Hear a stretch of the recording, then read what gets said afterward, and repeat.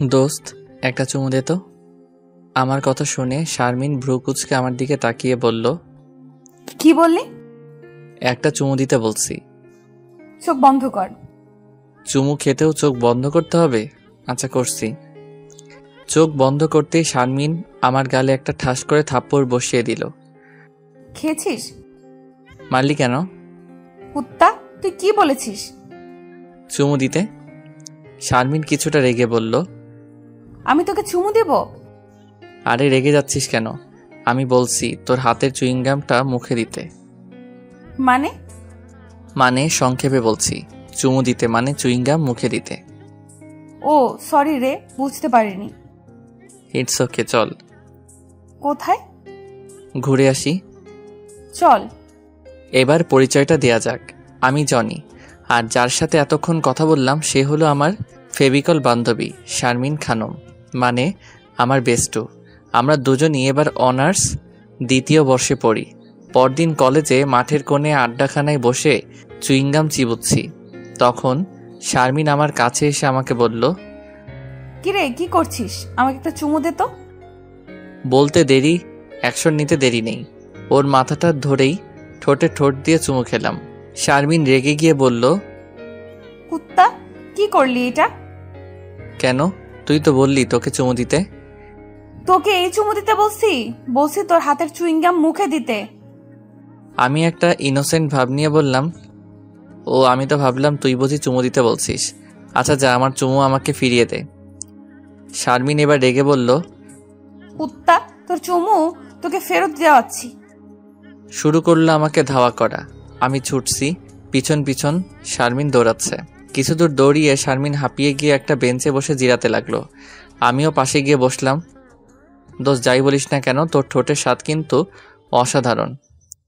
শারমিন কিছুক্ষণ আমার চোখের দিকে তাকিয়ে থাকলো, তারপর আবার শুরু করলো ধাওয়া। এক দৌড়ানিতে কলেজ থেকে বের করলো। পাগলিটাকে ভালোই খেপিয়েছি।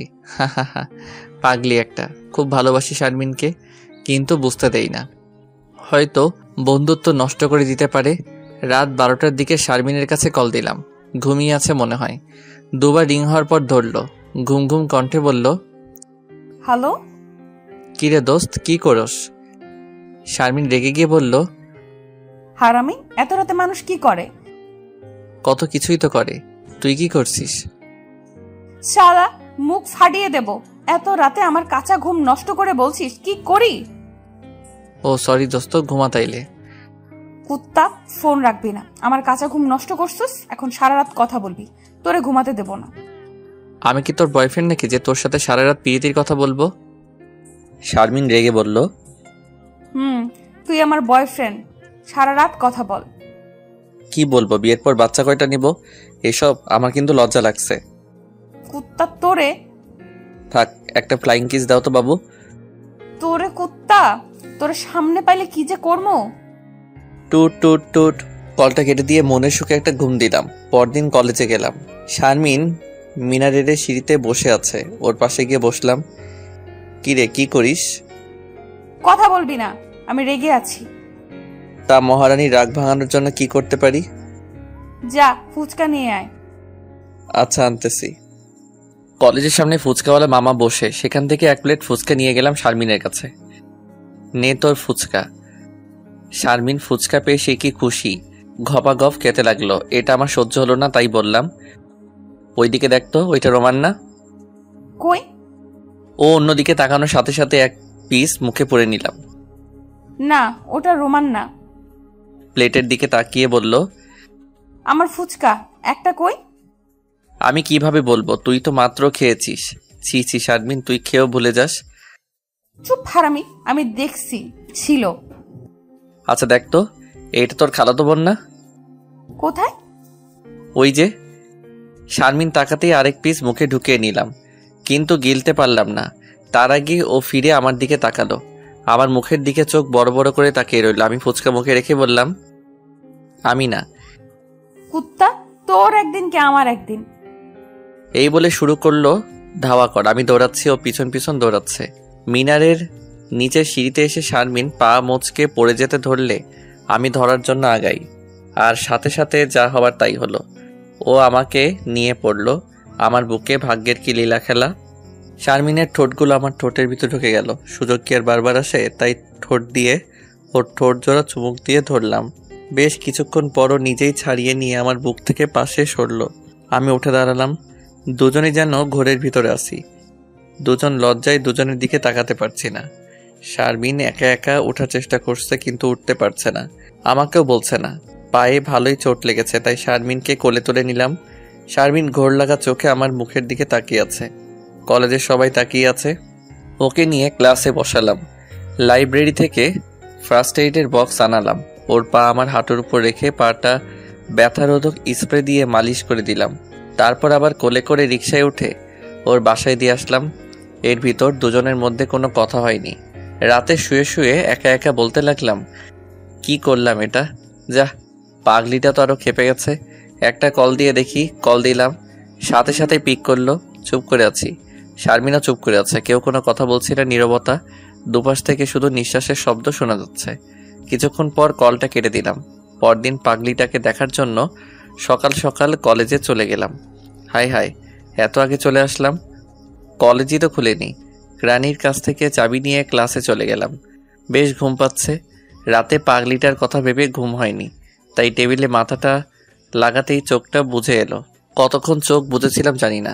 হঠাৎ বাঁচাও বাঁচাও করে কারো চিৎকারের শব্দ শুনতে পেলাম। চোখ খুলে দেখি পুতুল। পুতুল আমার ক্লাসমেট। কদিন আগে আমাকে প্রপোজ করেছিল, আর আমি না করে দেই। কিন্তু ও চিল্লাচ্ছে কেন? ক্লাসে ভালো করে তাকিয়ে দেখলাম পুতুল আর আমি ছাড়া কেউ নেই। কিন্তু দরজা আটকানো কেন? আমি তো সব খুলে দিয়েছিলাম। পুতুল বাঁচাও বাঁচাও বলে চিৎকার দিচ্ছে। তারপর তার নিজ হাত দিয়ে শরীরের কয়েকটা জায়গার জামা ছিঁড়ল। এই পুতুল, পাগল হলে নাকি? কি হয়েছে? পুতুল চিৎকার দিতেই লাগলো। আমি উঠে ওর কাছে যেতেই পুতুল দরজা খুলে বাহিরে বের হয়ে গেল। আমি পিছন পিছন বের হলাম। বাহিরে বের হয়ে তো আমি অবাক, কারণ সকল ছাত্রছাত্রী বাহিরে দাঁড়িয়ে আছে। ভিড় জমিয়েছে। পুতুল কান্না করছে, আর কিছু মেয়ে তাকে সান্ত্বনা দিচ্ছে। আমি কোনো আগামাথা না বুঝতে পেরে জিজ্ঞাসা করলাম, কি হয়েছে? জানাস না কি হয়েছে? এখন সাধু সাজা হচ্ছে। চারদিক থেকে নানা রকম অপমানজনক কথা শুনতে পেলাম। প্রিন্সিপালের রুমে ডাক পড়ল। প্রিন্সিপালের কথা শুনে মাথায় বাড়ি পড়ার মতো অবস্থা। জনি, তোমার মতো একটা ছেলের কাছ থেকে আমি এসব আশা করিনি। কি করেছি স্যার আমি? আবার সাধু সাদা হচ্ছে? তুমি পুতুলকে দরজা আটকিয়ে ওর ইজ্জত কেড়ে নিতে চেয়েছো? না স্যার, আমি এরকম কিছুই করিনি। Set up. কাল এসে টিসি নিয়ে যাবে। না স্যার, এরকম করবেন না স্যার, একটু দয়া করুন। স্যারের হাত পা ধরে টিসির হাত থেকে মাফ পেলাম। স্যারের রুম থেকে বের হতেই দেখি পুতুল সহ আরও অনেকে দাঁড়িয়ে আছে, সাথে শারমিনও। আমি ওর সামনে গিয়ে দাঁড়ালাম। তারপর বললাম, বিশ্বাস করো আমি এরকম কিছুই করিনি। কথা বলতেই শারমিন ঠাস ঠাস করে দুটো থাপ্পড় মারল আমার গালে। তারপর বলা শুরু করলো, তোর মতো একটা চরিত্রহীন ছেলে আমার বন্ধু ভাবতেও ঘৃণা লাগে আমার। তোর মতো নর্দমার কীটকে বিশ্বাস করা যায় না। কবে না আবার আমার শরীরে হাত দেস। চোখের সামনে থেকে সর, ছোট লোক কোথাকার। ওর কথাগুলো সোজা বুকে এসে বিঁধল। চোখের কোণে পানি এসে ভিড় করলো। ভাঙা গলায় শুধু এতটুকু বললাম, খুব ভালোবাসি রে তোকে, তুই এইভাবে বলতে পারলি? কান্না চলে আসলো, তাই আর কিছু না বলে চোখের পানি লুকাতে ব্যস্ত হয়ে গেলাম। রাস্তায় হাঁটছি, নিজেকে কেমন মাতাল মাতাল লাগছে। আমি কি নেশা টেশা করলাম নাকি? না তো, আমি তো সিগারেট পর্যন্ত খাই না। তাহলে আমার সাথে আজ যা ঘটলো সব সত্যি? পুতুলের সাথে তো কোনো শত্রুতা নেই আমার, ও তো আমাকে ভালোবাসে। তাহলে এমন করলো কেন? আজ 2 দিন কলেজে যাই না। বড্ড দেখতে ইচ্ছে করে শারমিন পাগলিটাকে। কোন মুখে কলেজে যাব, যেখানে সবার কাছে আমি একটা চরিত্রহীন ছেলে? ভালোর দাম নেই। আজ বুঝলাম 3 দিন পর সন্ধ্যার আগ মুহূর্ত হবে। ছন্নছাড়ার মতো হাঁটছি। আজও ঠিক একই শব্দ পাচ্ছি। বাঁচাও বাঁচাও করে কেউ চিৎকার দিচ্ছে। শব্দটা কেমন চেনা চেনা মনে হচ্ছে। দৌড়ে টং দোকানের পাশে গেলাম।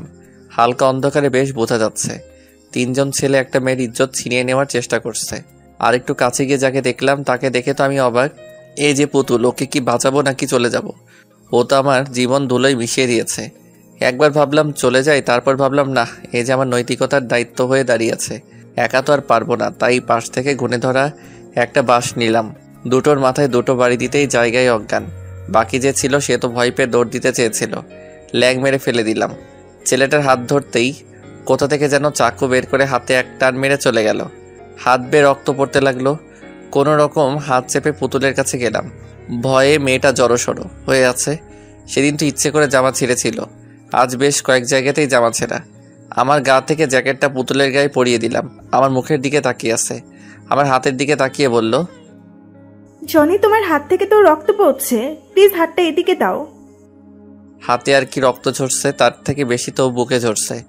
আচ্ছা, সেদিন কি আমি তোমার গায়ে হাত দিয়েছিলাম? না, আমি সত্যিই সরি। কেন করেছিলে এমন? তুমি তো আমাকে ভালোবাসতে। এখনো বাসি। তুমি আমাকে ফিরিয়ে দেওয়ার পর তোমার উপর একটু জিদ চেপেছিল। তারপর সেদিন শারমিনকে তোমার কোলে দেখে আমার জিদ আর ধরে রাখতে পারিনি। তারপরের দিন ক্লাসে গিয়ে তোমাকে ঘুমাতে দেখে অমন অভিনয় করলাম যাতে তোমাকে নিচের করে পেতে পারি। তুমি তো জানোই আমি শারমিনকে ভালোবাসি। আগেই বলেছিলাম চাইলে বেস্ট ফ্রেন্ড হতে পারতে। আচ্ছা যাই হোক, এখানে কি করছিলে এই সময়? রিক্সা করে যাচ্ছিলাম। রিক্সাওয়ালা এখানে রিক্সা থামিয়ে ওই টং দোকানে সিগারেট খেতে গেল। তখন ওই পকেটেগুলো। হইছে, আমি রিক্সা ঠিক করে দিচ্ছি, চলে যাও। আমি সত্যিই সরি, ক্ষমা করে দাও আমায়। আমি সবাইকে সব সত্যি বলে দেব। আচ্ছা দিলাম করে, সাবধানে যেও। তোমার হাতে রক্ত পড়ছে তো? যাওয়ার পথে ড্রেসিং করে নেব। সাবধানে যেও। পুতুলকে একটা রিক্সায় করে পাঠিয়ে দিলাম। দুদিন পর প্রিন্সিপাল কল করে কলেজে যেতে বলল। তারপরের দিন রাত ঠিক 12টার দিকে ফোনটা বেজে উঠল। তাকিয়ে দেখি শারমিনের কল। বুকের ভিতর চিনচিন করে উঠল। ওর বলা কথাগুলো মনে পড়তে আর কল ধরলাম না। বেশ কয়েকবার বেজে বন্ধ হয়ে গেল। একে একে কলেজ থেকে সবাই কল দিয়ে ক্ষমা চেয়ে কলেজে যেতে বলল। কতদিন আর কলেজে না গিয়ে থাকবো, তাই কাল কলেজে যাওয়ার চিন্তা ভাবনা করলাম। পরদিন যত সময় কলেজে গেলাম, একে একে সবাই এসে সরি বলে গেল। সরি রে, আমরা আসলে বুঝতে পারিনি। পুতুল দুদিন আগে সব বলে দিয়েছে। তোরা কি বুঝতে পারবি? যার সাথে 2 বছর পথ চলা সেই বুঝতে পারলো না তা কেমন আছিস তোরা? ভালো। ক্লাসে ঢুকতে যাব তখন শারমিন এসে সামনে দাঁড়ালো মাথা নিচু করে। পাশ কাটিয়ে ক্লাসে ঢুকতে যাব তখনই শারমিন আমার হাত ধরে বারান্দায় নিয়ে গেল। নিচের দিকে তাকিয়ে বলতে লাগলো, সরি রে, আমি বুঝতে পারিনি পুতুল যে এমন সবার চোখে ধুলো দেবে। প্লিজ ক্ষমা করে দে আমায়। একটা কথা কি জানিস, কাছের মানুষের দেয়া ব্যথা সহ্য করা বড় কষ্টের। আচ্ছা যা, মাফ করে দিলাম। সত্যি? আচ্ছা চল কফি খেয়ে আসি। শারমিন যেন বিশ্বাস করতেই পারছে না আমি এত তাড়াতাড়ি মেনে নিব। আসলে কষ্ট বুকে থেকেই গেল। ওকে নিয়ে কফি খেতে চলে গেলাম। সব আগের মতো স্বাভাবিক হয়ে গেল, কিন্তু আমি স্বাভাবিক হতে পারলাম না। পরদিন আমি কলেজে গেলাম। শারমিন আর আমি পাশাপাশি বসে আছি। তখন পুতুল আসলো আমাদের কাছে। জনি, কেমন আছো? এই তো ভালো, তুমি? ভালো। তোমার হাতের কি অবস্থা? ভালো। শার্টের হাতা উঠাও, দেখবো। ভালো হয়ে গেছে। পুতুল নিজ হাত দিয়ে সাথের হাতটা উঠিয়ে দেখতে লাগলো। শারমিন চোখ বড় বড় করে দেখছে কি হচ্ছে। বেশ খানিকটা কেটে গেছে, এখনো তো শুকায়নি। চলো কফি খেয়ে আসি। না, পরে এক সময় খাবো। কোনো না শুনছি না। তুমি কিন্তু বলেছো বন্ধু হতে, এখন বন্ধুর কথা শোনো আর চলো। শারমিন চলো। না, তুই যা। কথাটা দাঁতে দাঁত চেপে বলল। পুতুল আমার হাত টেনে নিয়ে গেল। কি আজব দুনিয়া। দুদিন আগে পুতুল আমার সাথে কি করলো, আর এখন একসাথে কফি খেতে ক্যান্টিনে যাচ্ছি। ক্যান্টিন থেকে ফিরে এসে দেখি শারমিন আগের জায়গাতেই বসে আছে।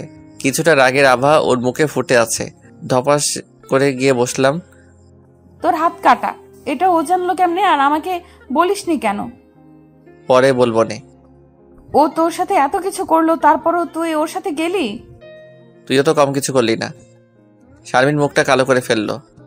আচ্ছা সেসব কথা বাদ দে, সাথে গেলি না কেন? সেটা আমার ব্যাপার। তাও কথা। কথা বলতে শারমিন আমার মুখের দিকে তাকালো। তারপর 2 দিন পর রাত তখন 12টা। শারমিন কল দিল। ঘুমিয়েছিলাম তাই 3বারে কল ধরলাম। হ্যাঁ বলো। কি করছিস? ঘুমিয়ে আছি। ও, কিছু বলবি? বললে বল, আমি ঘুমাবো। কেন? কোনো কারণ ছাড়া কি তোর সাথে কথা বলতে পারি না? আমার মতো চরিত্রহীন ছেলের সাথে এত রাতে কি বলবি? বাজে কিছু বলে ফেলতে পারি। শারমিন কিছুক্ষণ চুপ করে থেকে বলল, তুই যেন কেমন হয়ে গেছিস আগের থেকে। ছোট লোক হয়ে গেছি তাই তো? জনি, আচ্ছা বাদ দে সব কথা, কাল কলেজে কথা হবে। কিছুক্ষণ দুজনে নীরবতা চললো। শারমিন নাক টানছে, বুঝি না কাতার কি হলো। শারমিন ঘুমা। কলটা কেটে দিয়ে ঘুমানোর চেষ্টা করলাম। পরদিন কলেজে গিয়ে দেখি শারমিন মুখটা মলিন করে বসে আছে। চোখটা কিছুটা লাল, মনে হয় রাতে ঘুমায়নি। ওর পাশে গিয়ে বসলাম। কি রে, কেমন আছিস? শারমিন আমার চোখের দিকে কিরকম করে যেন তাকালো, হৃদয় কেঁপে উঠলো আমার। ওর চুপ থাকা দেখে বললাম, কি রে, কি করিস? কিছু না। ও, ওকে চুপচাপ দেখে বললাম, চল ফুচকা খেয়ে আসি। তুই রাতে এমন করলি কেন? আসলে রাতে ঘুমের মধ্যে কি বলেছি খেয়াল নেই, চল। শারমিনকে নিয়ে ফুচকার দোকানে গেলাম। 2 প্লেট ফুচকা দিতে বললাম। শারমিন আমার দিকে তাকিয়ে বলল, কি রে, 2 প্লেট নিচ্ছিস কেন? আমি খাবো না। 1 প্লেটে খাই না? না। কেন? আমার থেকে ভালো কারোর সাথে শেয়ার করিস। এখন ঘপাঘপ খেয়ে নে, ক্লাসে যেতে হবে। আমার খাওয়া প্রায় শেষ, কিন্তু শারমিন মুখে 1 পিস দিয়ে ফুচকার দিকে তাকিয়ে কি যেন ভাবছে। কি রে, খাচ্ছিস না কেন? শারমিন হকচকিয়ে বলল, কই, খাচ্ছি তো। বিল মিটিয়ে ক্লাসে চলে আসলাম। ক্লাসে আসছি যাচ্ছি, এরকম করে কিছুদিন অতিবাহিত হয়ে গেল। তো আজও কলেজে মিনারের সিঁড়িতে বসে বসে চুইংগাম খাচ্ছিলাম। হঠাৎ কে যেন বলে উঠল, একটা চুমু দে তো। মাথা উপরে তুলে দেখলাম শারমিন। আগের মন মানসিকতা থাকলে হয়তো শারমিনের ঠোঁটেই চুমু খেতাম। হাত থেকে ওর দিকে 1 পিস চুইংগাম বাড়িয়ে দিলাম। ও হয়তো এটা আশা করেনি, অন্য কিছু আশা করেছিল। অস্পষ্ট স্বরে বলে উঠল, এই চুমু না। কিছু বললি? না। তাহলে নিচ্ছিস না কেন? হাত থেকে চুইংগামটা নিল। বসে বসে খা। শারমিন পাশে বসলো, চুইংগাম হাতে নিয়ে কি যেন ভাবছে। কি রে, ইদানিং ভাবাভাবি করিস দেখছি, কি ভাবিস এত? তুই আগের থেকে অনেক বদলে গেছিস। তাই নাকি? তুই কখনো কাছের মানুষের কাছ থেকে কষ্ট পেয়েছিস? না, তবে এখন পাচ্ছি। তোকে আবার কে কষ্ট দিচ্ছে? নতুন কাউকে জুটিয়েছিস নাকি, সেই দিচ্ছে কষ্ট? শারমিন কিছুটা রেগে বলল, জনি, বেশি বাড়াবাড়ি হয়ে যাচ্ছে কিন্তু। কুল দোস্ত কুল, তোর থাকাটাই স্বাভাবিক, থাকতেই পারে। বড়লোক বাবার একমাত্র মেয়ে বলে কথা। মিস শারমিন খানম চৌধুরী, সেরা সুন্দরী। তুই কি বিদ্রুপ করছিস আমাকে নিয়ে? সে সাহস আছে কি আমার? শারমিন কিছুটা বিস্ময় নিয়ে আমার চোখের দিকে তাকালো। চল চল ক্লাসে যাই। আমার পিছন পিছন শারমিন আসতে লাগলো। পরদিন কলেজে গিয়ে আমি অবাক, পুতুল আমার জ্যাকেট পরে কলেজে এসেছে। সেদিন যে পরিয়ে দিয়েছিলাম আর ফেরত দেয়নি। ক্লাসে আর না ঢুকে মাঠে কোণে বসানো বেঞ্চে বসলাম। কোথা থেকে যেন শারমিন হন্তদন্ত হয়ে আমার সামনে এসে দাঁড়ালো। দেখে তো মনে হয় বেশ রেগে আছে। কি রে, তোকে এমন দেখাচ্ছে কেন? তোর জ্যাকেট ওর গায়ে কেন? কার? শারমিন কিছুটা ধমকের স্বরে বলল, তুই জানিস না কার গায়ে? পুতুলের গায়ে। থাকলে সমস্যা কি? শারমিন এবার পুরো রেগে গিয়ে আমার মুখের কাছে মুখ এনে বলল, থাকবে কেন ওর কাছে? শোন, আমাকে রাগাস না, রাগালে কিন্তু ছাড়খাড় করে দেব, বলে দিলাম। এ কথা বলেই শারমিন আবার হনহন করে চলে গেল। কিছুক্ষণ পর শারমিন হাতে করে আমার জ্যাকেটটা নিয়ে এলো। নে তোর জ্যাকেট, কুত্তা একটা। এই বলে শারমিন জ্যাকেটটা আমার মুখে ছুঁড়ে মেরে চলে গেল। আমি ওর কাণ্ড থেকে হাসছি। বসে না থেকে ক্লাসে চলে গেলাম। ক্লাসে যেতেই পুতুল আমার কাছে আসলো। জনি, শারমিন এটা কাজ করলো। কি করেছে? তোমার জ্যাকেটটা দিতে এনেছিলাম, কিন্তু কিন্তু কি? পুতুল কিছুটা মুখ বেঁকিয়ে বলল, ওই শারমিন আমার কাছ থেকে এমনভাবে ছিনিয়ে নিল যেন তার জিনিস আমি চুরি করে নিয়েছি। তুমি পড়তে গেলে কেন? এমনি। ভালো। ক্লাসে আর শারমিনকে দেখতে পেলাম না। সেদিন আর শারমিন আমার সাথে কথা বলল না। পরদিন শারমিন কলেজে এলো না। তারপরের দিন কলেজে গিয়ে দেখি শারমিন একা একা বসে আছে মাঠের কোণে বেঞ্চে। আমি পাশে গিয়ে বসলাম। শারমিন আমার মুখের দিকে তাকালো। কি রে, কেমন আছিস? শারমিন আমার কথার কোনো জবাব না দিয়ে চুপ করে আমার মুখের দিকে তাকিয়ে থাকলো। তারপর বলল, তোর পুতুলের সাথে দেখে বেশ ভাব। হা, তাই নাকি? ওর সাথে আর কথা বলবি না। কেন? কোনো টোনো নেই, কথা বলতে মানা করছি, বলবি না। তাছাড়া মেয়েটাকে আমার কাছে সুবিধার মনে হয় না। হা, তাই নাকি? হাসবি না। আচ্ছা, ও কেমন সুবিধার না? মানে বেশি একটা ভালো না। আমিও তো তেমন একটা ভালো না, চরিত্রে ঠিক নেই আমার। দেখ, আমার মুড খারাপ করবি না। কথা বলতে না বলছি, বলবি না। আচ্ছা, আমি চেষ্টা করব। চেষ্টা না, বলবি না ব্যাস। এরপর যদি কথা বলতে দেখি তোর গলা চেপে ধরবো, কুত্তা, দেখিস। আচ্ছা। শারমিনের সাথে আগের মতো আর দুষ্টমি করি না। শারমিনের সাথে কেন, কারোর সাথে করি না। শারমিন হয়তো আগের আমিকে মিস করে, হয়তো বা না। রাত তখন 12টা, ফোনটা বেজে উঠল। তাকিয়ে দেখি শারমিনের কল। হালকা চোখটা লেগে এসেছিল, কিন্তু ওর কল দেওয়ার কারণে ঘুমটা ভেঙে গেল। কল রিসিভ করে কানের কাছে ধরলাম। বলো। ঘুমিয়েছিলি বুঝি? হুম। সরি রে। না ঠিক আছে, বলো। কাল আমার জন্মদিন, মনে আছে? আছে। তুই কিন্তু সবার আগে থাকবি, তোকে ছাড়া কিন্তু আমি কেক কাটবো না। তোর বাসায় কি ঝাড়ুদার আছে? কেন? আমার মতো নর্দমার কীট পতঙ্গ তোর বাসায় ঢুকলে তোর বাসা যদি নোংরা হয়ে যায়, তাই জিজ্ঞাসা করলাম আর কি। শারমিন চুপ করে আছে, নাক টানা শব্দ পাচ্ছি। কিরে, কি হলো? শারমিন কিছুটা কান্না মাখা কণ্ঠে বলল, তুই সব সময় আমাকে আঘাত দিয়ে কথা বলিস, আমি কি কষ্ট পাই না? আচ্ছা সরি, আমি আসার চেষ্টা করব। আমি কোনো কথা শুনতে চাই না, তুই আসবি, না হলে কেক কাটবো না। পরদিন শপিং মলে গেলাম, দেখে শুনে ভালো দেখে একটা কালো শাড়ি কিনলাম। কালো শাড়ি আমার বেশ পছন্দের। বিকেলে শারমিনের অনুষ্ঠান। আপনারা কি ভাবছেন আমি যাব? না, যাব না। সব জায়গায় সবাইকে মানায় না। দেখা গেছে আমি গেলে অনুষ্ঠানে ওর বাবার সামনে কেক খাইয়ে দেবে, যা সবাই ভালো চোখে দেখবে না। অনেক গণ্যমান্য মানুষ আসবে, তার থেকে না যাওয়াই ভালো। তাহলে শাড়িটা কি করব? আমাদের কলেজের আরও অনেককে অনুষ্ঠানে ইনভাইট করেছে, তাদের কাছে দিয়ে দিব। যেই বলা সেই কাজ, দিয়ে দিলাম। মোবাইলটা বন্ধ করে রাখলাম। সন্ধ্যার আগ মুহূর্তে শুয়ে আছি। বাসার কলিং বেলটা বেজে উঠল। আব্বু আম্মু মামার বাসায়, তাই নিজে গিয়েই দরজা খুলতে হলো। দরজা খুলতেই আমি অবাক, বিস্ময়ের শেষ নেই আমার। শারমিন দাঁড়িয়ে আছে বার্থডে সাজে, বেশ লাগছে দেখতে, কিন্তু মুখটা কেমন গোমরা করে রেখেছে, চোখ কেমন লাল হয়ে আছে। কিছু বলার আগেও কলারটা টেনে বাসা থেকে বাইরে বের করে গাড়ির ভিতর নিয়ে ফেললো। তারপর গাড়ির দরজাটা আটকে দিয়ে নিজে উঠে গাড়ি ড্রাইভ করতে লাগলো। এভাবে তো চুপচাপ থাকা যায় না, কিছু তো বলা দরকার। তাই জিজ্ঞাসা করলাম, কি রে, অনুষ্ঠান শেষ? কোথায় যাচ্ছি আমরা? শারমিন কোনো কথা বলছে না, এক ধ্যানে গাড়ি ড্রাইভ করছে। আমি যে কিছু বলছি তা শারমিনের কানেই যাচ্ছে না। কিছুক্ষণ পর একটা বিশাল লাইটিং করা বাসার সামনে এসে গাড়ি থামালে আমার চিনতে কোনো অসুবিধা হলো না যে এটা শারমিনের বাসা। শারমিন আমার হাত ধরে ভিতরে নিয়ে গেল। তখন একটা লোক বলতে লাগলো, এতক্ষণ লাগে আসতে? তাড়াতাড়ি আয়, সবাই অপেক্ষা করছে। শারমিন গিয়ে কেকের সামনে দাঁড়ালো আর আমাকে তার পাশে দাঁড় করালো। সবাই চারদিক থেকে ঘিরে রাখলো। শারমিন ফু দিয়ে মোমবাতি নিভালো, তারপর কেক কেটে এক টুকরো হাতে নিয়ে ওর আব্বু আম্মুকে খাইয়ে দিল। তারপর আমার মুখের কাছে এক টুকরো কেক ধরলো, খেয়ে নিলাম এক কামড়ে। খারাপ না, মজার তো। যাক, যেটা ভয় করেছিলাম সেটা হলো না। ওকে এক টুকরো না খাইয়ে দিলে কেমন হয়, তাই এক টুকরো কেক হাতে নিয়ে ওর মুখের কাছে ধরলাম। শারমিন আমার চোখের দিকে কিছুক্ষণ তাকিয়ে থেকে অন্যদিকে চলে গেল।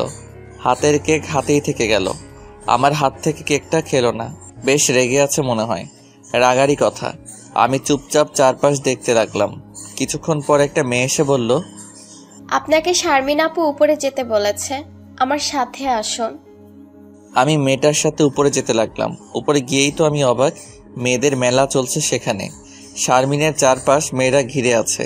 আমি কাছে যেতেই শারমিন আমার সাথে সবার পরিচয় করিয়ে দিল। মিম, আরোহী, অর্থী, সুমনা, এ হলো আমার বেস্ট ফ্রেন্ড জনি। সবাই হাই জানালো। হাই, আমি অর্থী, শারমিনের কাজিন। হ্যালো। আপনি কত লাকি ছেলে, আপনার জন্য সবাইকে 2 ঘন্টা বসিয়ে রাখলো বার্থডে অনুষ্ঠানে। আপনার জন্য অনুষ্ঠান বন্ধ করে দিতে চেয়েছিল। তা শারমিন, উনি তোর বেস্ট ফ্রেন্ড নাকি অন্য কিছু? শারমিন কিছুটা লজ্জা পেয়ে বলল, মারবো একটা, যা খাবার সাজা, ও খাবে এখন। বুঝি বুঝি। চল তো তোরা। শারমিন ওদের দিকে খাবার সাজাতে লাগলো একটা টেবিলে। ওরা চোখের সামনে এভাবে বলায় বেশ লজ্জা পেয়ে গেলাম। শারমিন এই পর্যন্ত কোনো কথাই বলল না আমার সাথে। কিছুক্ষণ পর মিমকে দিয়ে ডেকে আমাকে নিয়ে খাবারের চেয়ারে বসালো। বেশ অবাক হই, কার সাথে আসলাম সেই কথা বলছে না। বেশ চাপা অভিমান আমার উপর জন্মিয়েছে। আমি একা বসেছি টেবিলে। এখানে হয়তো আমার জন্য স্পেশালভাবে সাজিয়েছে টেবিলটা। খাবার দেখে আমি বেশ অবাক হয়ে গেলাম। এত খাবার, পুরো টেবিলে খাবার দিয়ে ভরা। আমার চারপাশে মিম সহ ওর কাজিনরা দাঁড়িয়ে আছে। একা খাবো কেমন দেখায়, তাই ওদেরও সাধলাম। আমি একা খাবো কেমন দেখায়, তোমরাও বসো। সবাই একসাথে বলল, না না ভাইয়া, আপনি খান, আমরা সব সার্ভ করব। এবার শারমিনের দিকে তাকিয়ে বললাম, তুই বস, একসাথে খাই আমরা। শারমিন কিছু বলল না। আমার প্লেট টেনে খাবার বাড়তে লাগলো। তখন ওর কাজিনরা বলল, শারমিন আপু, তোমার হিরো বসে একা খাচ্ছে আর তুমি দাঁড়িয়ে থাকবে? বসে পড়ো, বসো বসো, সার্ভ করার জন্য আমরা আছি। শারমিনের ঠোঁটের কোণে হালকা হাসি ফুটে উঠল। পরক্ষণে তা আবার মিলিয়ে গিয়ে রাগী রূপ ধারণ করলো। শারমিন আমার পাশের চেয়ারটা টেনে বসলো। আমার প্লেটে শারমিন খাবার বেড়ে দিতে লাগলো। সব ডাবল ডাবল করে দিচ্ছে, মনে হচ্ছে জিদ করে দিচ্ছে। এই কি করছিস, এত খাবার খাওয়া যায়? এ কথা বলে যেন আরো ভুল করে ফেলেছি। শারমিন আমার দিকে রাগী চোখে তাকিয়ে পেয়ালার খাবার সব প্লেটে ঢেলে দিল। পাশ থেকে ওর কাজিনরা তা দেখে হাসতে লাগলো। এত খাবার খেলে তো আর এখান থেকে উঠতে পারবো না। পাশ থেকে অর্থী বলল, সমস্যা নেই, আমরা আছি তো, আপনাকে কোলে করে নিয়ে যাব বেডরুমে। শারমিন অর্থীর দিকে দাঁত কটমট করে তাকালো। আরে ইয়ার, রেগে যাচ্ছিস কেন? আমি তো ফাজলামো করেছি। শারমিন আবার খাওয়ার দিকে কিছুক্ষণ তাকিয়ে ওর কাজিনদের দিকে তাকিয়ে বলল, দেখ তো আর কি কি খাবার আছে, নিয়ে আয়। এই না না, আর খেতে পারবো না। শারমিন জোর করে তারপরেও আরো খাবার দিল। ওর রাগী ভাব দেখে আবার খাবারগুলো খেতে হলো। খাওয়া শেষ করে আর চেয়ার থেকে ওঠার শক্তি পেলাম না। তাই ওর কাজিনদের বললাম, আমার হাতটা একটু ধরে টেনে ওঠাও তো, উঠতে পারছি না। আমি হাত বাড়ালাম। ওরা যেই আমার হাত ধরতে যাবে তখন শারমিন খাবার রেখে উঠে ওদের হাত সরিয়ে নিজে আমার হাত ধরে উঠিয়ে দিল। বেশ তুলতুলে তোর হাত, আগে কখনো খেয়াল করিনি। শারমিন ওর কাজিনদের বলল, ওকে আমার রুমে নিয়ে বসা, কিছুক্ষণ রেস্ট নিক। কি আর করার, ওদের সাথে রুমে গিয়ে বসলাম। বেশ কিছুক্ষণ গল্প করলাম। এর ভিতর শারমিন রুমে ঢুকলো আর ওর কাজিনরা সব বের হয়ে গেল। ভাবলাম এবার হয়তো ভালো মন্দ দু একটু কথা বলবে, কিন্তু না, সেরকম কিছুই বলল না। ওর ড্রয়ার খুলে কি যেন করতে করতে রাগী কণ্ঠে বলল, যা বাবার সাথে দেখা করে আয়। আমার শাড়িটা দেখেছিলি কেমন হলো? শারমিন শাড়িটা ধরে খাটে ছুঁড়ে মারলো। আমি আর কিছু না বলে ওর বাবার সাথে দেখা করার জন্য নিচে যেতে লাগলাম। শারমিনের ব্যবহার কিছুটা মনে আঘাত করলো আমার। ওর এমন রিয়েক্ট করাটাই স্বাভাবিক। ওর বাবার সাথে কথা বলে দিল খুশ হয়ে গেল আমার। বেশ ভালো লোক, বিজনেসের কাজে সবসময় বাইরে থাকে। ওনার সাথে এই প্রথম দেখা হলো। আনমনে বসে বসে ভাবছি, শারমিনের কি আমার দেওয়া শাড়িটা পছন্দ হয়নি? হবে হয়তো, অতটা দামি না শাড়িটা, তবে বেশ খুঁজে পছন্দ করে কিনেছি। রাত হলো অনেক, আর থাকা যাবে না, বাসা খালি। তাই শারমিনকে বলার জন্য উঠতেই দেখি ও সামনে। কখন আসলো কে জানে। ভাবনা চিন্তা করতে করতে কোনো খেয়ালই ছিল না। আমি উঠে শারমিনের কাছে গেলাম। রাত তো অনেক হলো, আমি চলে যাই। শারমিন কিছুই বলল না, তাই আবারও বললাম, চলে যাই আমি। শারমিন এবারও কিছু বলল না, তাই বললাম, জানি চরিত্রহীন আমি, খারাপ ছেলে, তাই বলে কথা বলবি না আমার সাথে? এ কথা বলতেই ও যেটা করলো তা কখনো কল্পনাও করিনি আমি। শারমিন আমার মাথার চুল দুহাত দিয়ে খামচি মেরে ধরে মাথাটা টেনে ওর মুখের কাছে এনে ঠোঁটের সাথে ঠোঁট মিলিয়ে দিল। খুব রেগেছিল আমার উপর। ওর চুমুতেই বেশ বোঝা যাচ্ছে চুলগুলো আরো জোরে খামচি মেরে ধরে ঠোঁটে চুমুক দিয়ে ধরেছে। ওর কাজিনরা দেখে অবাক হয়ে হা করে মুখে হাত দিয়ে থাকলো। শারমিন কিছুক্ষণ পর একটা ধাক্কা দিয়ে সরিয়ে দিয়ে কাঁদতে কাঁদতে দৌড়ে উপরে চলে গেল। আমি ধাক্কা সামলাতে না পেরে সোফাতে পড়ে গেলাম। কি হলো এতক্ষণ, মাথায় তো নষ্ট করে দিল। ওর কাজিনরা এসে বলল, বেশ রোমান্টিক তো আপনারা। তোমরা যা ভাবছো আসলে তা না। দেখলাম তো, একজন আরেকজনের ঠোঁটের উষ্ণ ছোঁয়া নিচ্ছেন। যান, বাইরে আপুদের গাড়ি আছে, এগিয়ে দিয়ে আসবে। আমি আর কিছু না বলে বাহিরে চলে আসলাম। কান্না করার কথা আমার, সে জায়গায় কান্না করছে ও। বাহিরে এসে ছাদের দিকে তাকাতে দেখলাম শারমিন ছলছল চোখে তাকিয়ে আছে আমার দিকে। আমি গাড়িতে গিয়ে বসলাম। গাড়ির কাছ নামিয়ে আবার তাকালাম ছাদের দিকে। এখনো তাকিয়ে আছে আমার দিকে। চোখের পানি চিকচিক করছে শারমিনের গালে। আমার চলে যাওয়ার দিকে তাকিয়ে আছে। বাসায় এসে শুয়ে পড়লাম। সকালে মামা বাসা থেকে বাবাকে ফোন দিয়ে বলল, জনি, তোর আম্মু এখানে এসে অসুস্থ হয়ে পড়েছে। বলো কি, কিভাবে? জানি না, বারবার তোকে আসতে বলতেছে। আচ্ছা, আমি আজ বিকালে আসছি। আচ্ছা, চলে আসিস। শারমিনকে জানানো দরকার, বিকালে চলে যাব। তাই শারমিনের ফোনে কল দিলাম। ফোন বন্ধ বলছে। বেশ কয়েকবার কল দিলাম কিন্তু ফোন বন্ধ বলছে। আমার উপর রাগ করে ফোন বন্ধ করে রেখেছে। বাসে বসে বসে শারমিনের ফোনে অনেক ট্রাই করলাম কিন্তু ফোন বন্ধ বলছে। অবশেষে মামার বাসায় গিয়ে পৌঁছালাম। সন্তান কাছে থাকলে মায়েরা এমনি ভালো হয়ে যায়, যার প্রমাণ আজ পেলাম। রাতে মা নিজ হাতে আমাকে খাইয়ে দিল। তার পরের দিন মামাদের এখানের কারেন্ট ট্রান্সমিটারে কি যেন সমস্যা হয়ে কারেন্ট চলে গেছে। কারেন্ট না থাকার কারণে মোবাইল বন্ধ হয়ে গেল। আজ 3 দিন ধরে ফোন বন্ধ, সবার সাথে যোগাযোগ বন্ধ। শারমিন পাগলিটা কি করছে কে জানে। ফোন কি এখন বন্ধ করে রেখেছে কিনা জানি না। কারেন্ট আসতে আরও 2 দিন লাগবে। মোট 5 দিন পর কারেন্ট আসলো। 5ম দিন রাতে আসলো কারেন্ট। চার্জে রেখে মোবাইল ওপেন করলাম। ওপেন করতে বেশ কতগুলো মেসেজ আর কল দেখতে পেলাম। আপনারা কি ভাবছেন কে দিতে পারে? ঠিক ধরেছেন, সবগুলোই শারমিন দিয়েছে। যেই মুহূর্তে কল দিব ঠিক তখনই শারমিন কল দিল। কল রিসিভ করতেই, ওই কুত্তা, তোর ফোন বন্ধ কেন? তোরে খুন করমু কুত্তা বিলাই। তোর বাসা তালা মারা কেন? কি হলো, কথা বলছিস না কেন? ফোনে চার্জ ছিল না আর আমি এখন মামার বাসায়। তোর মামার বাসার অ্যাড্রেস বল, আমি এখনই আসবো। কেন? তোকে দেখতে, তাড়াতাড়ি বল। পাগল হলি নাকি? এই রাতে আসবি? হ্যাঁ, পাগল হইছি। তুই বলবি কিনা বল। দেখ, পাগলামি করিস না, 2 দিন পর আমি আসতেছি। আমি এত কিছু শুনতে চাচ্ছি না। আরে পাগলি, এত রাতে আসবি, লোকে কি বলবে? তাছাড়া মা বাবাও এখানে, তাদের কি বলবো আমি? আমি এত কিছু শুনতে চাচ্ছি না, তুই বলবি কিনা। আমি কিন্তু কিছু একটা করে বসবো। পাগল হলি নাকি? কি আজে বাজে বকিছিস? তাহলে তুই বলবি না? ঠিক আছে, দেখ কি করি। পাগলামি করিস না। আচ্ছা বলছি, এই ঠিকানায় চলে আসিস আর সাবধানে আসিস। বুঝি না কি পাগলামি শুরু করেছে। রাত 11টার দিকে শারমিন এসে পৌঁছালো। কিরকম শুকিয়ে গেছে, চুলগুলো এলোমেলো, কিরকম যেন হয়ে গেছে। শারমিন আমার দিকে মায়া ভরা চোখে তাকিয়ে আছে। ওর চোখ যেন কথা বলছে।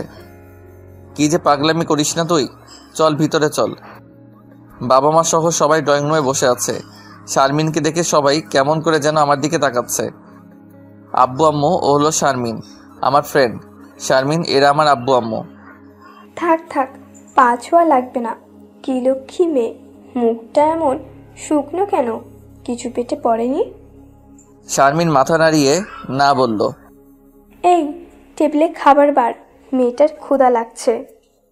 আগে ফ্রেশ হয়নি। যা, তানিয়ার রুমে নিয়ে যা। তানিয়া আমার মামাতো বোন। শারমিনকে ফ্রেশ হতে পাঠালাম। কিছুক্ষণ পর ওকে ডাকার জন্য রুমে গেলাম। গিয়ে শুনি তানিয়া শারমিনকে বলছে, কি এত রাতে ফ্রেন্ডের টানে আসছো নাকি প্রেমিকের টানে? থাক, জানি না আমি। কিছুটা লজ্জা পেয়ে বলল শারমিন। আমি বাহির থেকে বললাম, শারমিন তোর হলে খেতে হয়। রাতে সবাই একসাথে খেয়ে যে যার রুমে ঘুমাতে চলে গেল। শারমিনকে তানিয়ার রুমে ঘুমাতে দেওয়া হলো। সবাই সবার মতো শুয়ে পড়লো। আমি কিছুক্ষণ মোবাইলে এফবি চালিয়ে লাইটটা বন্ধ করে শুয়ে পড়লাম। হঠাৎ অন্ধকারে কেউ একজন আমার মাথায় হাত রাখলো। সুবাসটা বলে দিচ্ছে আর কেউ নয়, শারমিন। শারমিন, তুই এখানে কি করছিস? কেউ দেখলে খারাপ ভাববে। শারমিন আমার হাত ধরে বলল, ছাদে আয়, কথা আছে। পাগল হই নাকি? এত রাতে কেউ দেখে ফেললে সর্বনাশ হয়ে যাবে। কেউ দেখবে না। যা বলা সকালে বলিস। তুই আসবি নাকি সবাইকে জানাবো? তুই না আসলে চল। ওকে নিয়ে ছাদে যেতেই আমাকে জড়িয়ে ধরে কেঁদে দিল। এই শারমিন কি করছিস? ছাড়। হঠাৎ তোর কি হলো? ছাড়, কেউ দেখে ফেলবে। খুব ভালোবেসে ফেলেছি রে তোকে, ফিরিয়ে দিস না। কি যাতা বলছিস? তোকে ছাড়া আমি চলতে পারবো না রে, প্লিজ তোর বুকের ভেতর রাখ আমায়। আগে ছাড়, কেউ এইভাবে দেখলে খুব সর্বনাশ হয়ে যাবে। না, ছাড়বো না। বল ভালোবাসি। কোনো দিন ঠিক মতো খেতে পারি না, ঘুমাতে পারিনি। ছাড় আগে। না, ছাড়বো না। এক পর্যায়ে শারমিনকে ছাড়িয়ে ঠাস করে একটা থাপ্পড় বসিয়ে দিলাম শারমিনের গালে। নিজেও হতবাক হয়ে গিয়েছি। কি করলাম আমি? শারমিন আমার দিকে কিছুক্ষণ তাকিয়ে থেকে কাঁদতে কাঁদতে নিচে চলে গেল। আমি পিছনে অনেকবার ডাকলাম কিন্তু আমার কোনো কথাই শুনলো না। আমি রুমে এসে ঘুমানোর চেষ্টা করলাম কিন্তু শারমিন মাঝে মাঝে এমন কাজ করে যে ওকে নিয়ে ভাবতে ভাবতে রাত পার হয়ে যায়। সকালে শারমিন তার হ্যান্ডব্যাগ নিয়ে চলে যাচ্ছে। আমি পিছন থেকে ওর হাত টেনে ধরলাম। ও আমার দিকে রাগি চোখে তাকিয়ে এক ঝটকায় হাত ছাড়িয়ে নিল। আমি আবার হাত টেনে ধরলাম, এবারও হাত ছাড়িয়ে নিল। ভালোই খেপেছে। এবার ওর হাতের ব্যাগ টেনে ধরলাম। ও মা, সে কি রাগি লুক নিয়ে আমার দিকে তাকালো। ভয়ে ছেড়ে দিলাম। শারমিন কিছুক্ষণ আমার দিকে তাকিয়ে তারপর হাতের ব্যাগটা আমার দিকে ছুঁড়ে মেরে বলল, কুত্তা, এখন আটকাস কেন? আটকাবি না। তারপর হনহন করে চলে গেল। ব্যাগটাও নিল না। ফোনে কয়েকবার কল দিলাম কিন্তু ধরলো না, বারবার কেটে দিচ্ছে। মেয়েটা সবসময় আমার টেনশনে রাখে। কে জানে রাগ করে আবার গাড়ি অ্যাক্সিডেন্ট করছে কিনা। না, এই মেয়ে আমার শান্তিতে থাকতে দেবে না। দুপুর হলো, কোনো খোঁজ পেলাম না শারমিনের। কলও ধরছে না। বিকালে রুমে আতশোয়া হয়ে বসে আছি, ঠিক সেই সময় কারো হাসি শব্দ পেলাম। রুম থেকে বের হয়ে ড্রয়িং রুমে গিয়ে তো আমি বেশ অবাক হলাম। শারমিন এসেছে, সাথে তার বাবাকে নিয়ে। আমার বাবার সাথে আঙ্কেল কি নিয়ে যেন হাসাহাসি করছে। শারমিন আমার মা বাবার মাঝখানে বসে আছে। আমাকে দেখে মুখটা ভেঙচি কেটে অন্যদিকে ফিরিয়ে নিল। তারপর, ভাই সাহেব, আমার মেয়েটা দেখেন কেঁদে কেঁদে চোখ কি করেছে। আজ আমার দুবাই যাওয়ার কথা ছিল, কিন্তু মেয়ে আমার কল করে কেঁদে কেঁদে একাকার করে ফেললো, তাই তো চলে আসতে হলো। এখন ভাই সাহেব, আমার মেয়েকে আপনার মেয়ে করে নেন। তা তো নেবই, এমন লক্ষ্মী মেয়ে কেউ হাতছাড়া করে? রাতে যখন আপনার মেয়ে আসলো তখনই বুঝতে পেরেছি আমার ছেলের সাথে আপনার মেয়ের যে কিছু একটা আছে। তাহলে তো আমার মেয়েকে আপনার ঘরের লক্ষ্মী করতে কোনো সমস্যা নেই, কি বলেন বিআই সাহেব?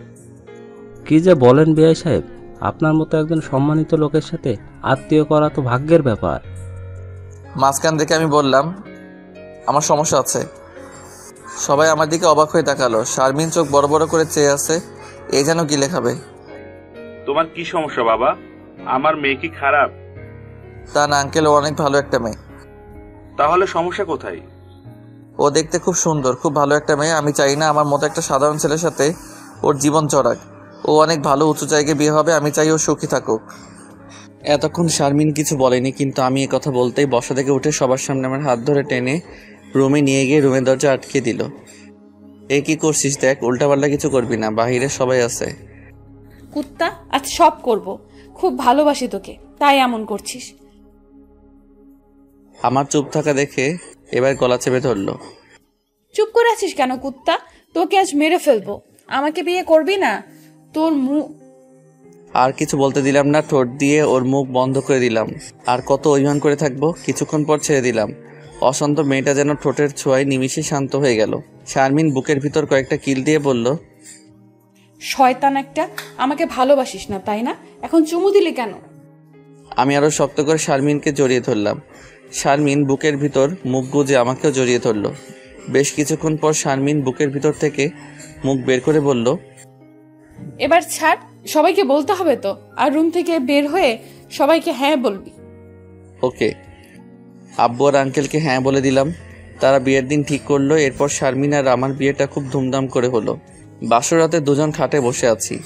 আমি শারমিনের দিকে তাকিয়ে বললাম, তোকে খুব সুন্দর লাগছে। ওই, তুমি এখনো তুই তুই করে বলবে? আচ্ছা সরি, তা তুমি আমার মতো কীট পতঙ্গের সাথে নিজেকে জড়ালে কেন? একথা বলতেই শারমিন আমাকে ধাক্কা মেরে ফেলে দিয়ে বুকের উপর চেপে বসলো। কি বললি তুই? আবার এসব? আজ তোকে এমন শাস্তি দিব, জীবনেও আর এসব কথা মুখে আনবি না। সরি ভু। আর বলতে দিল না, ঠোঁটের উপর হামলা করা শুরু করে দিল। এই যে রোমান্টিক আক্রমণ, এরকম আক্রমণের শিকার আমি রোজ হতে চাই। এই যুদ্ধে কোনো হার জিত নেই, আছে শুধু ভালোবাসা।